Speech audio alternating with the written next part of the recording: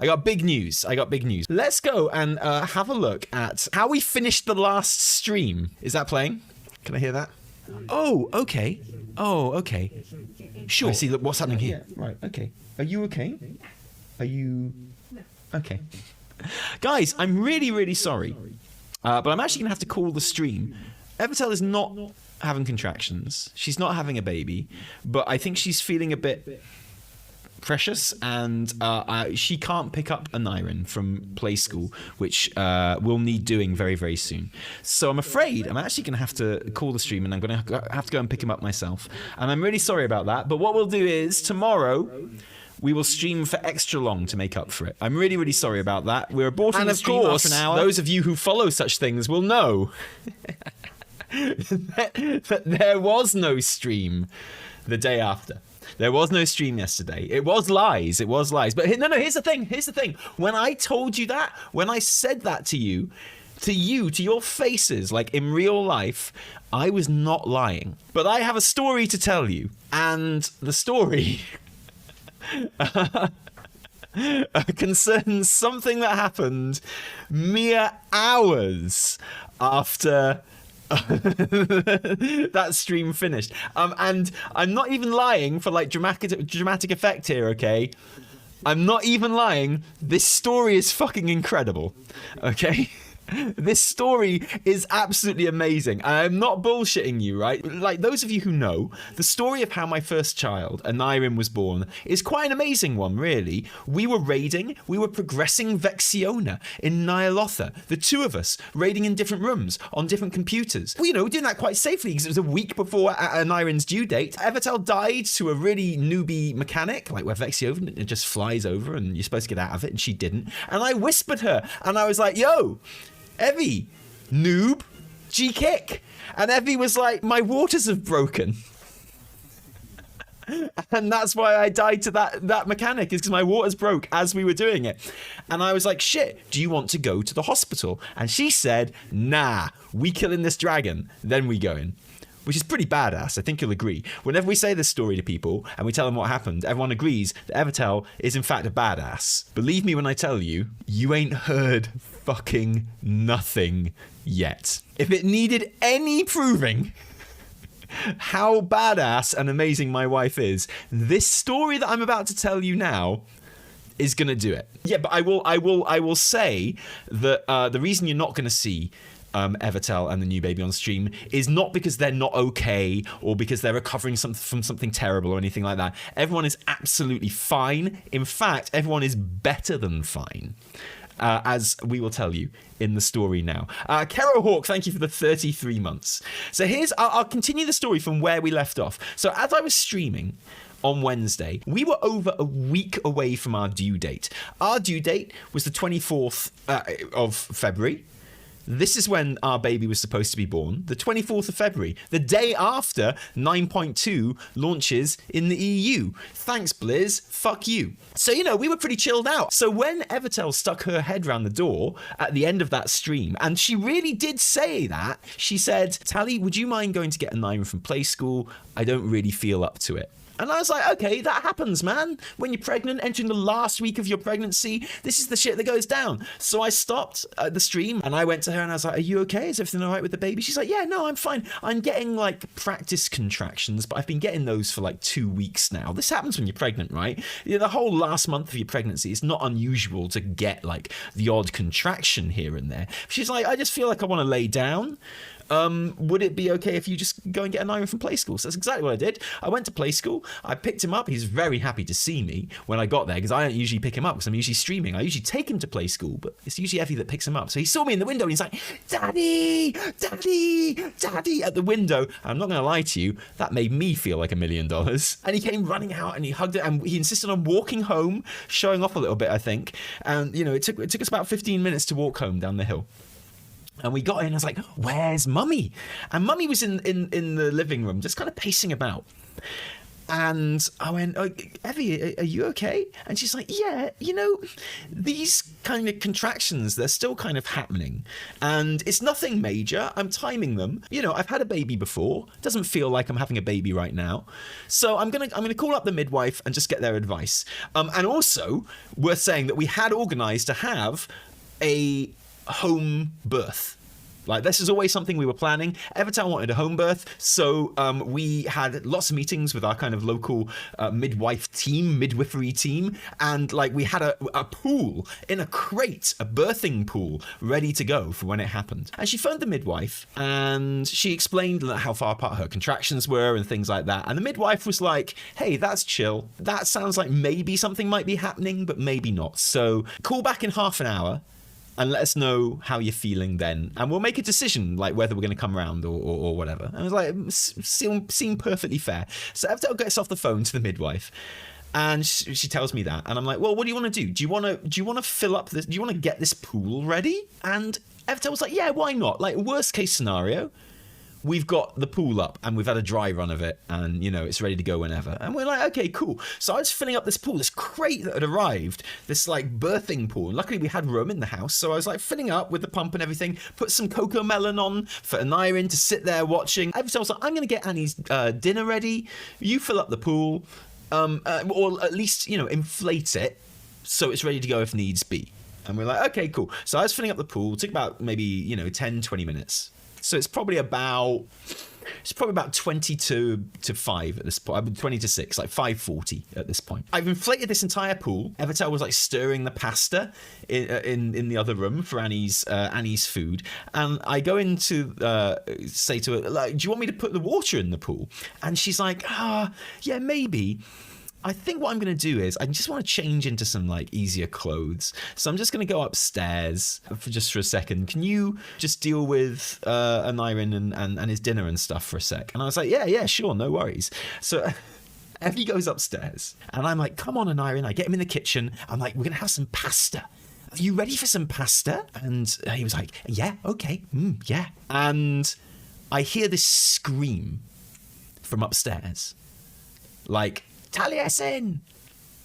And so obviously, like, I hotfoot it up the stairs. I sprint up the stairs, and Evitel is there, in her pants, but with her top off, and she's leaning on the bed, and she goes, Taliesin, the baby is coming. And I'm like, what? And she says, the baby's coming, I think right now. And I'm like, but what about the midwife? And she's like, well, they're not here, are they? Because they set the phone back in half an hour. And I was like, holy shit, so we're delivering this baby. Okay? And so I'm like, shit, I've left Anirin downstairs. I need to just go and get him. So I run down the stairs, like obviously faster than I've ever run in my entire life. I run down the stairs. Anirin is standing there waiting for his fucking food. I scoop him up in one motion. I spin round, I ran back up the stairs, and as I enter the bedroom, and this is not a lie, Evitel is standing there with a baby in her arms.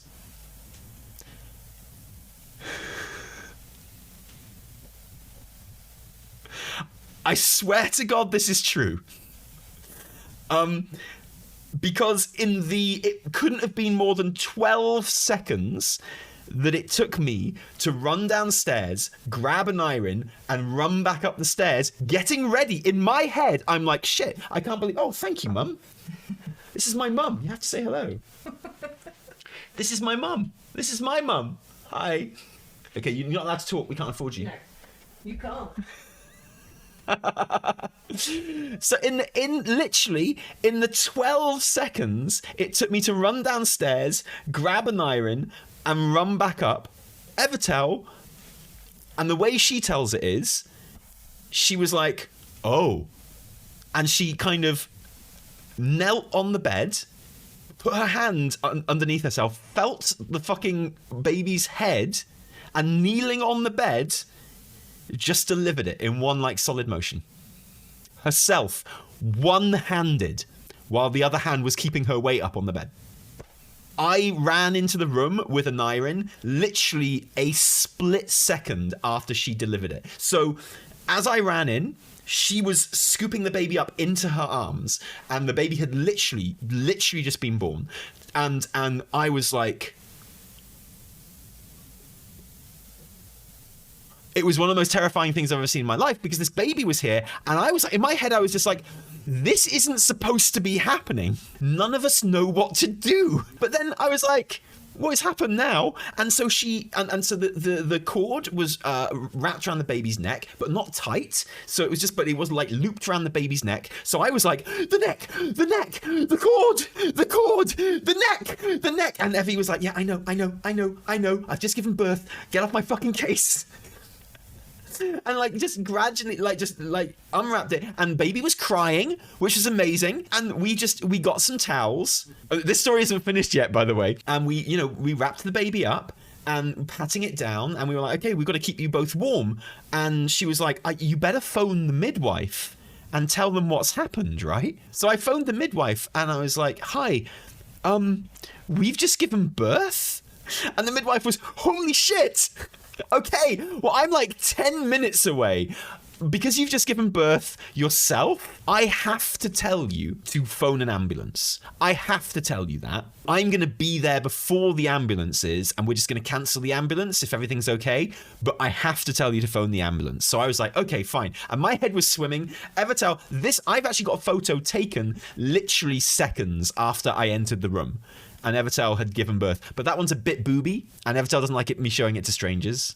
So this photo, though, is taken probably about a minute and a half after she gave birth. Can we all just appreciate how fucking beautiful and put together my wife looks in this photo, where a minute and a half she had given birth? After phoning the midwife, that's when I took this photo, just before I phoned the ambulance, right? So that's when this photo was taken, like a minute and a half later. I said to Evie, I was like, okay, she's told me I've got to phone the ambulance. And Evie was like, okay, what number is that? And I was like, I don't know, I think 999? And Evie was like, yeah, probably. Or is it 911? I'm like, no, I'm pretty sure it's 999. This is like verbatim the conversation we had. And she was like, is there not like a local number to phone or something like that? I was like, I don't know. I'm just going to call 999 and see what happens, right? So I phoned 999 on my mobile. The man answered. He was like, what service do you require? And I was like, hello, my wife has just given birth. And he's like, so do you want police or ambulance? And it's only thinking about it later that I realized that was a really fucking sarcastic comment from that guy. Because I was like, ooh, ambulance, please. Sarky fucker. Like, it was only like a day later, I was like, that guy was one sarky motherfucker. And they put me through to the ambulance. And they were like, okay, is the patient breathing? I was like, yes, they both are. And she's like, okay, cool. What is your emergency? I was like, my wife has just given birth. And they were like, okay, fine. Congratulations. Here's what you got to do. You got to keep your baby warm. I was like, yeah, okay. And all this time I was like, what the fuck is this conversation? This is ridiculous. What's even happening here? I had Aneurin kind of getting a bit annoyed in my arms and trying to like make noise and stuff. And I was kind of getting a bit bored of this conversation already because my child had just been born, right? And then they said, do you have a bit of string? And I was like, what? And they said, do you have a bit of string? And I was like, no, what? And I was like, can you get a bit of string, like a shoelace or something? And I was like, okay, here's my wife, Evitel. I'm going to give you to her now. And I was just like, this is your fucking problem, Evitel. There you go. And she was like, hello? No. The story isn't over. Then there was a doorbell. The doorbell rang. And I was like, oh, thank God, the midwife is here. So I put Aneurin down, and I shut him in the room with Evitel and the new baby, and I ran downstairs. Obviously, I was like, thank God, the midwife is here, we're all sorted. And I open the door, and there's a woman standing there with a mask on and a bag, and I'm like, oh, brilliant, come in. And I start running up the stairs, and I hear behind me this, I can't. And I turn around and I'm like, what are you talking about? Come in now. She's upstairs. And the woman's like, I really can't. And I'm like, I don't understand. And I look at this woman And I look at her coat, and she's wearing a badge that says shelter on it, because she was some motherfucker coming around to try and get charity donations.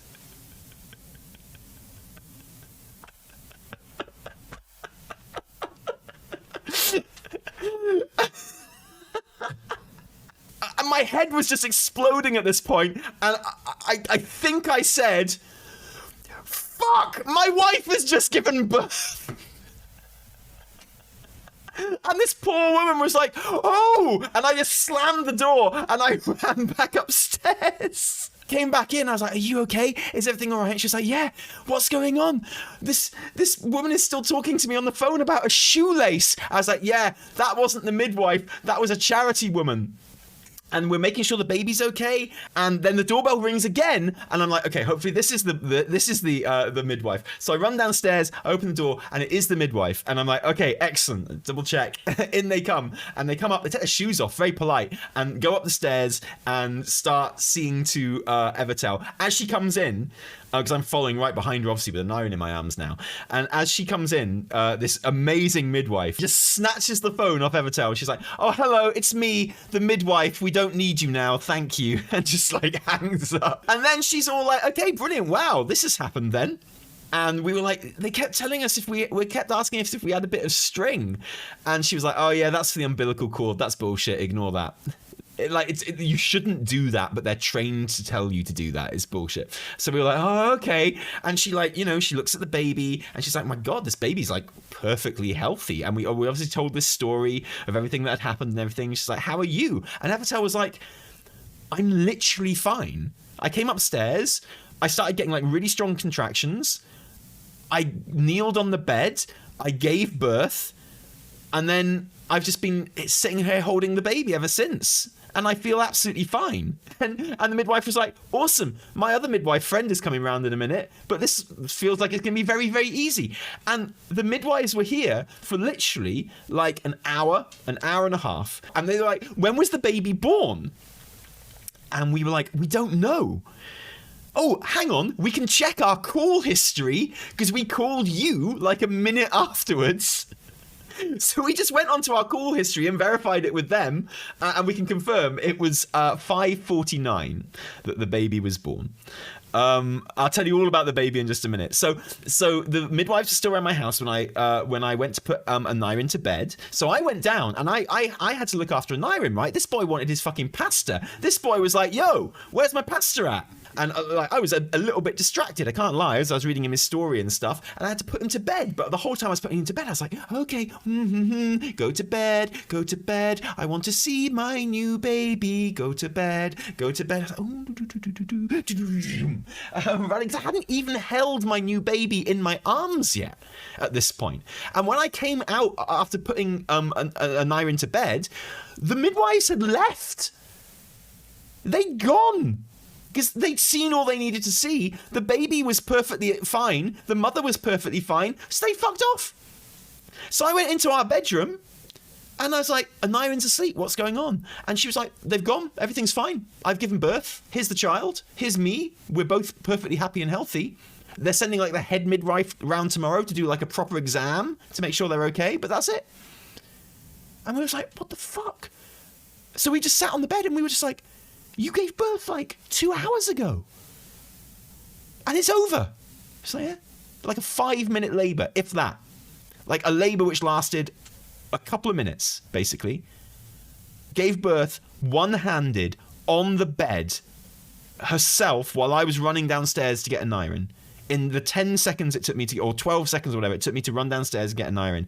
This motherfucker gave birth one-handed herself, and everything was so fine that the midwives fucked off after a couple of hours. So we sat there and we were like, it's like 8 o'clock, what do you want to do? And Evie was like, should we get some pizza? And we phoned Pizza Hut, and we got some pizza. Here's a picture of the pizza. Here's us sitting on our bed 2 hours after the baby was born. The midwives had come round and fucked off again, and we were sitting on our bed eating Pizza Hut. She wanted Chinese, but we thought pizza would be easier to eat in bed. So we had Chinese last night instead. I had stuffed crust, yeah. We had a large pizza each. She had pan, I had stuffed crust. We were sitting there on our bed, eating pizza, and it was like we were just giggling to each other because we were like, we've done it. The baby was just born. It took like a few seconds, and we're at home eating fucking pizza. This is like, what? And that is how badass my wife is. This is our first family shot the next day. And Nyron absolutely loves his new baby sister. And this is her. This is our new child. She was born on the 16th. In about 5 minutes. She's tiny, which is probably how she came out so easy, right? And her name is Penny. That's her name. Her name is Penny, and she is our daughter. Fingers crossed she stays healthy and everything's okay, because there's no guarantees. But at this moment in time, if there has ever been an easier birth in the history of mankind, I would be surprised. Like, how lucky are we? How lucky are we? And how lucky am I that my wife is so fucking badass? There's loads of good news here. There's like so much good news. Also, doesn't clash with 9.2. And it means my mum and dad are here to help now. So when 9.2 releases on Wednesday, dude, I'm all in for stream. I'm all in for some big streams. It's so perfect. And she's perfect. She's wonderful. She appears to be feeding well at the moment. We got another midwife coming around tomorrow. So yeah, it was an amazing day. And only a day. And then obviously yesterday we took the day off. Penny listened to our player feedback. Yeah, obviously yesterday we took the day off. My parents arrived in the early afternoon and my brother arrived in the late afternoon. And we've just been chilling out, kicking back, having some proper baby time. But I needed to tell you guys, right? And I didn't want to put it in like a tweet. We've got a light party. We're one away from a full Mythic Plus party. Oh no, wait, that's not even the end. Wait, no, there's one last thing about the story. We ordered pizza, and we ordered a large pizza each and a bottle of Pepsi from Pizza Hut, right? And Vandis, thank you for the 10 gifted subs. Thank you. So we ordered 2 pizzas and some Pepsi, right? Big 2-liter bottle of Pepsi. And the pizza arrived and we were like, oh yeah, happy day. And Pizza Dude came round and he had 2 pizzas. I was like, oh mate, is there a bottle of Pepsi as well? And he was like, oh no, I haven't got one. And he looked at the receipt and it obviously said Pepsi on it. And he was like, oh no, I'm really sorry. They just didn't give it to me. And we both sort of stood there for a split second like, oh. And I went, the thing is, it's not for me. My wife has just given birth.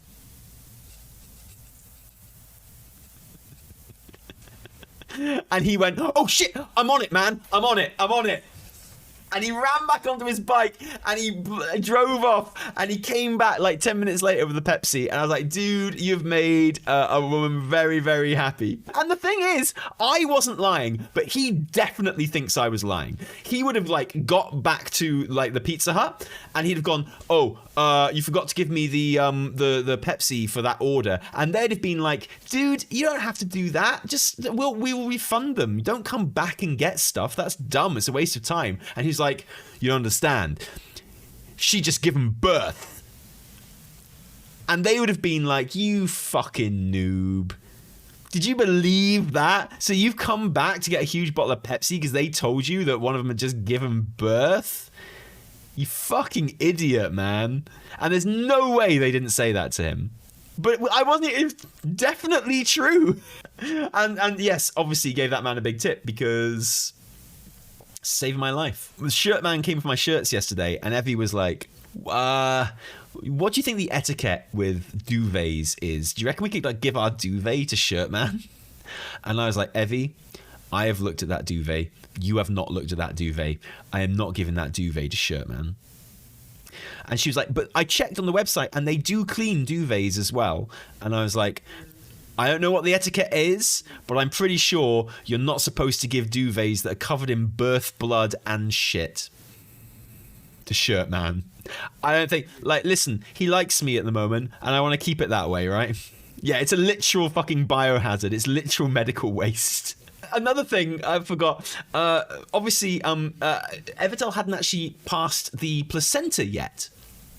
by the time the midwives got there. So that's something that happened while I was feeding Anirin. But I happened to go upstairs just to check on them, like as the placenta had just come out. So the placenta was like on a bit of like fucking plastic on our bed. And they were like, she was like, do you want to see the placenta? And me and Evie were like, yeah, I guess. And they showed us the placenta, and we were like, "Oh, cool, ooh," and you know, making the correct. Oh, thanks for showing us. Oh, wow, yeah, brilliant, amazing. And then she was like, "Do you want to keep it?" And we were like, "Not really." Is that something people do?